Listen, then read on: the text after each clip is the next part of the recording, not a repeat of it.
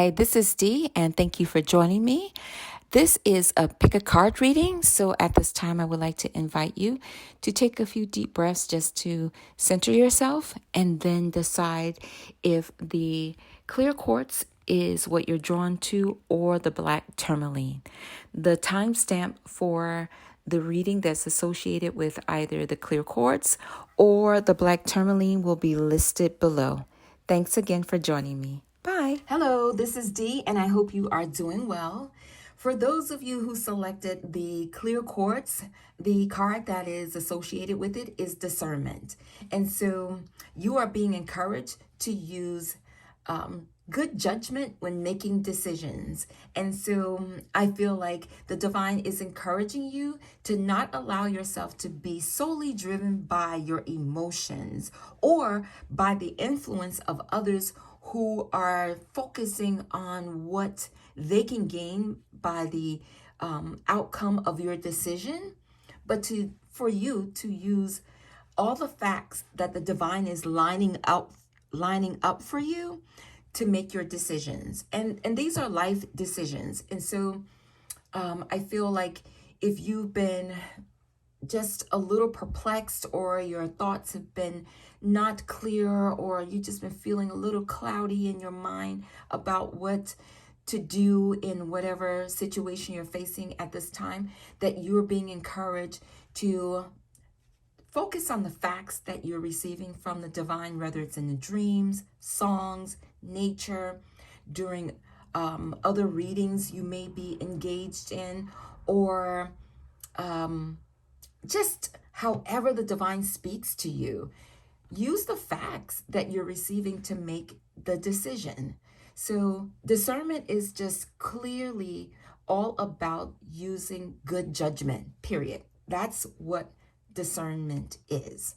And so during your experience here in this lifetime, you may have gained a plethora of wisdom, and that, of course, can be applied, but applying knowledge that you've obtained or the deep knowing about something is different than using your discernment. Discernment is based on sheer facts. So again, you're being encouraged to look at the facts of the situation and make your decisions. Don't rush. There's no need for you to rush into making decisions. You know, sometimes you just have to tell yourself, just relax. Let's take a moment, take a deep breath, focus, and then proceed to make your decision based on the facts that you have obtained from God, Creator, Source, Most High, the universe. And so if you notice on this card, the woman, she's actually coddling. I don't know if that's the appropriate word to use, but she's coddling the solar plexus. Do you see that? That's where your intuition is housed.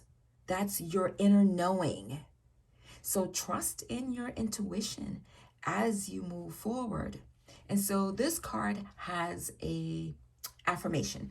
And so the affirmation for this card is this: I take my time to be accurate and precise in my discernment. Let me read that again. I take my time to be accurate and precise in my discernment.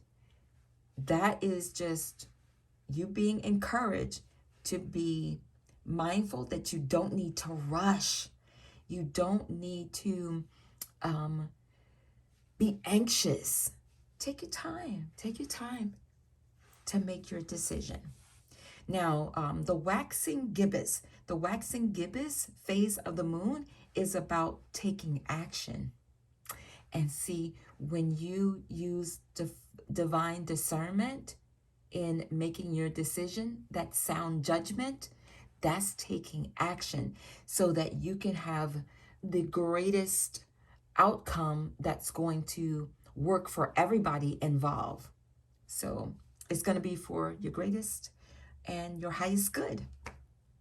So we also have the number 10. The number 10 is about completion and endings and transition. and lessons. So, you may have learned some lessons from past experiences. And one of the lessons may be to not repeat the same, make the same decision um, in a similar situation or the same situation, because you're going to obtain the same outcome. That's not what you're looking for. You're looking for the outcome that's going to be for your greatest and highest good, and that will alleviate you having to go through this process again. What comes to my mind too is this situation in the Bible where there was two women, right? This is a good example that God gave me about discernment.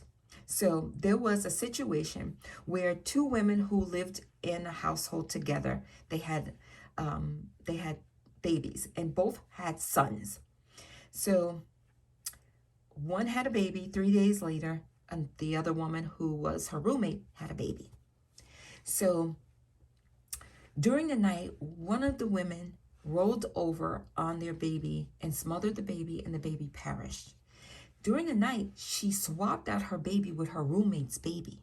So when her roommate got up to feed her baby, she noticed that the baby had perished, and she realized that it wasn't her baby. But her roommate wouldn't return her baby. She kept insisting that, no, that deceased baby is your baby. It's not my baby. This baby that is alive is my baby. So ultimately, they had to go before King Solomon. So when they went before King Solomon, the woman whose baby was swapped out said to the king, the baby that she has is my baby. That's my son. This deceased baby is her son. She swapped out the babies while I was sleeping. So her roommate kept insisting, no, that's not true. This baby, the baby who's alive, my son, this is my son. So they continued just to go back and forward in this debate. So King Solomon asked for someone to bring him a sword. So he said, what I'll do is, because you all cannot tell me the truth, I will split the baby in half, and then each of you will have half of the baby.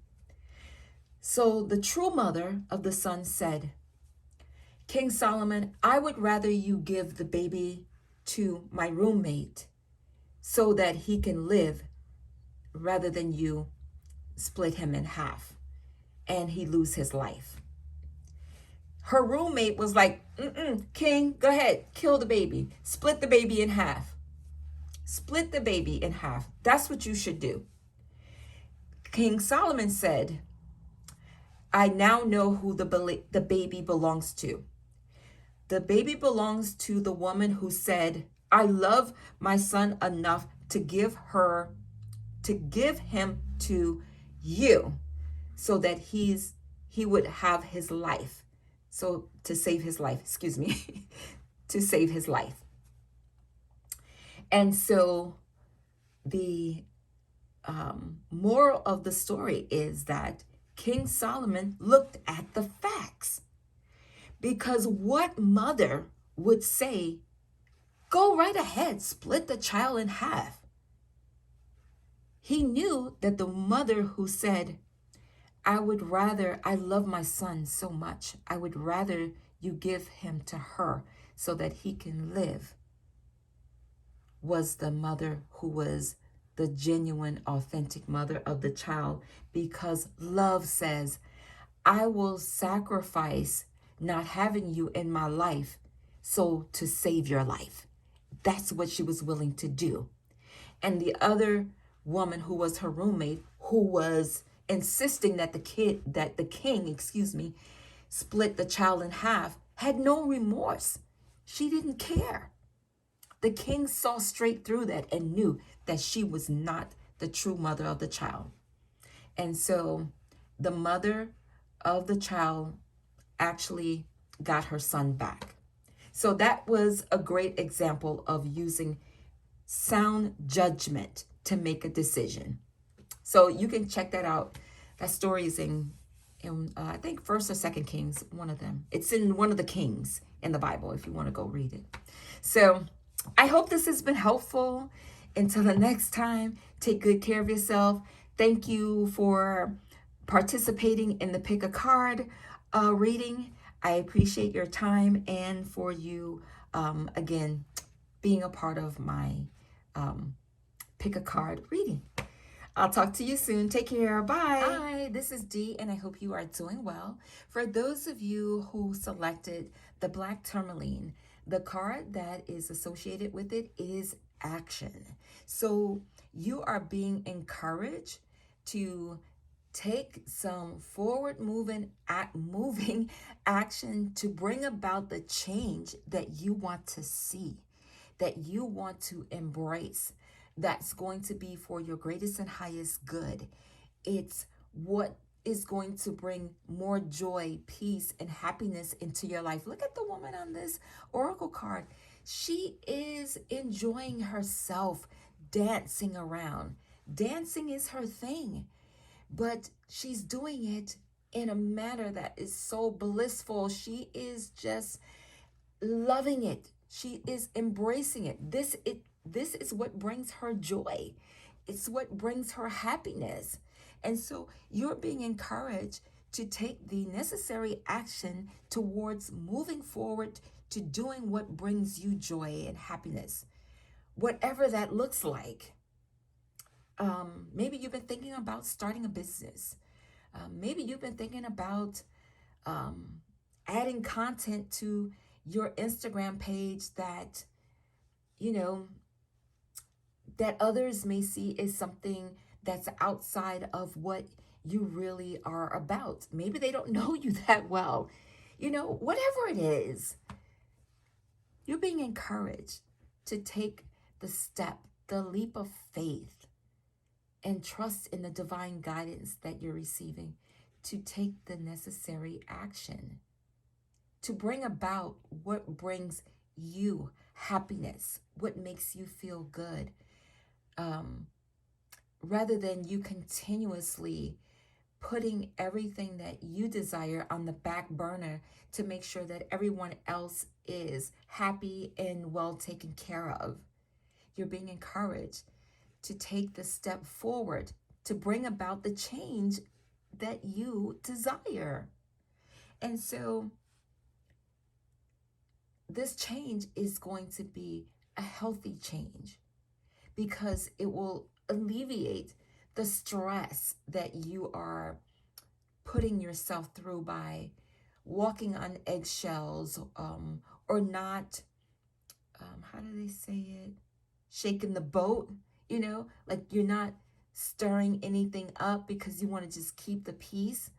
Well, keeping the peace is robbing you of your joy and happiness. So it's time for you to take the action again to bring about the change that you desire. So the moon phase for this particular card, it states, is in the waxing gibbous. And so the waxing gibbous is about change. And the number 6 is about forward movement. It's about bringing about some change. Of course, that's for your greatest and highest good. And not just for you, for those who are in your immediate vicinity, those who are working with you, those who are in your family, those who are in your community, those who are connected to you. It's that moving forward energy that you need to engage in so that even if those around you don't see it, ultimately they will, because it's going to work out for everyone who's involved. And so this card comes with an affirmation, and the affirmation is, I am responsive and ready to take action. I repeat that. I am responsive and ready to take action. So you're being responsive to the divine guidance that you're receiving to move forward, to manifest your hopes, desires, and dreams. And in order to be responsive, you have to take action. Even if that action looks like writing out a plan.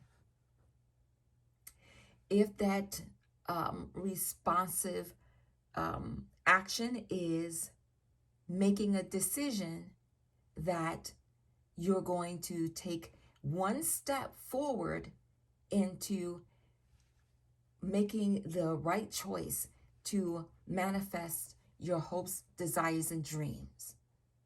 So if, again, that means you taking time to write out a plan so that you can execute, then that's what you need to do. At least you're moving forward, because if you're writing out a plan, that's an action. Because once you write out the plan, now you're committed because you're writing it out. Once you've committed to it, then you can start to put other actions to it to completely, fully manifest it. So I hope this has been helpful. Until the next time, take good care. Thank you for participating in the Pick a Card reading. I appreciate you, and I will talk to you soon. Bye.